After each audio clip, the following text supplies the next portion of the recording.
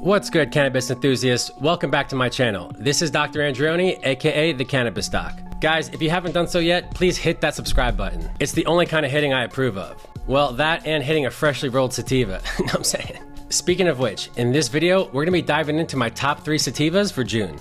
Let's get to it.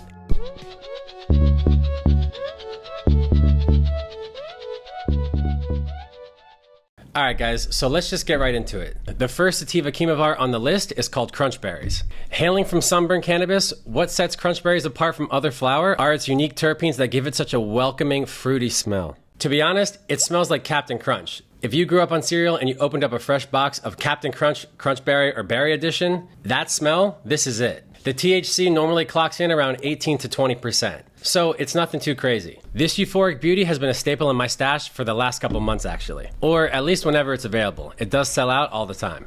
I would describe the high as a heady one. It's super uplifting and energetic, and it makes you super giggly. This flower makes you so giggly. I remember the first time I was like, hey.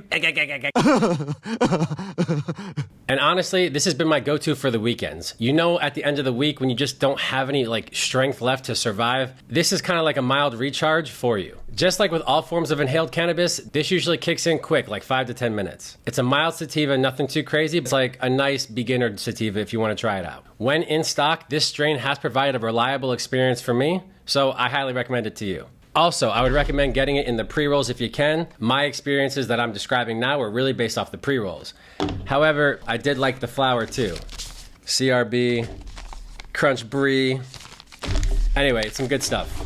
Alright guys, so next up on the list, we have the Grape Cake Head from Jungle Boys. This sativa chemovar is super unique for its high terpinolene content. If you guys have seen my previous videos, I love terpinolene. Terpinolene is one of the sativa terpenes, if you will. It almost smells like a sharp, minty cream or something when it's in the flower or when it's mixed in, but then when you smell it as a terpene isolate, it smells so different. Regardless though, this flower was kind of awesome because it also gave me like a mild Adderall-like feeling. So I was able to do work, I was able to focus, I was able to get stuff done. It was great. Because its THC percentage is the high teens, low 20s, this chemovar provides a nice stimulation that's great for the gym or if you just want to get a to-do list done. To me, this one felt a little more focusy and a little less giggly. So definitely different than the Crunch Berries. Upon inhaling this, you do get that creamy, minty, spicy type of taste. So its taste and flavor is unique. It's not for everybody. But once you've smelled it, you'll know what it smells like and people tend to like it. So if you're looking for something different, you should definitely give Grape Cake Head from Jungle Boys a try. All right guys, and last but certainly not least, we have Apricot Stomper from Move. It's actually the Verano brand, so their top tier flower from Move. Another fantastic sativa that took me by surprise. And honestly, it's not even a sativa, or at least on their Move website, it does say it's an indica. I would like to disagree.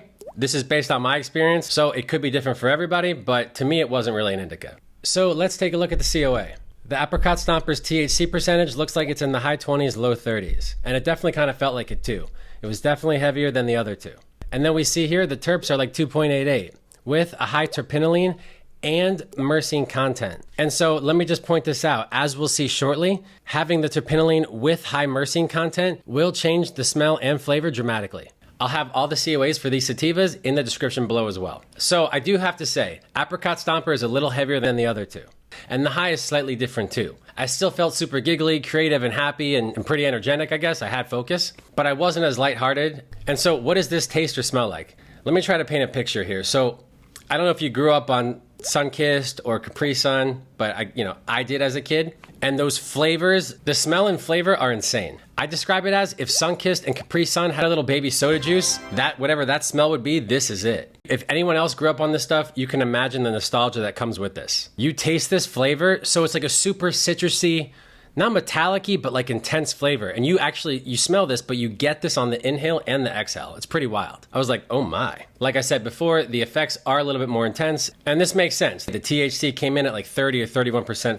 Again, just like with any inhaled cannabis, the effects are gonna kick in pretty quick. I think what really stood out for me for the Apricot Stomper was its taste and nostalgia and the effects that I felt. Even though it was an indica, I was still pretty heightened and had some energy. So it was pretty good. Like I said, this is one of the top tier products at Move. So if you do like a nice sativa that's pretty intense and you don't mind spending the money for it, this one's for you. So there you have it, folks. My top 3 sativas for June. All 3 have been exceptional in their own ways. And I had a pretty fun time exploring them this last month. Remember, everybody's cannabis experiences can vary. So while these are some of my personal favorites, you might find that your experiences differ. And that's kind of the beauty of cannabis. There's always something new to discover. There will be some trial and error involved with everything, and if you already know that you're not a sativa goer, like it gives you anxiety or makes you tremble, those things, then I would just stay away from it. Or something that you could do instead of having a whole pre-roll, or I would eliminate dabs altogether. Yeah, I wouldn't do the vape either because that's too strong. I would say just take 1 or 2 draws off a pre-roll. If you can find a low THC sativa flower at like 14 to 16%, and you just take 1 or 2 draws off the flower, and then you put it back or you're done with it, see how that experience goes. If you do too much of it, then yeah, of course, too much of anything is never great. If you've tried any of this flower or you have some good recommendations for me that I'd like to try, please let me know down in the comments. Don't forget to like this video and subscribe if you haven't, know what I'm saying? Until next time, guys, stay lifted.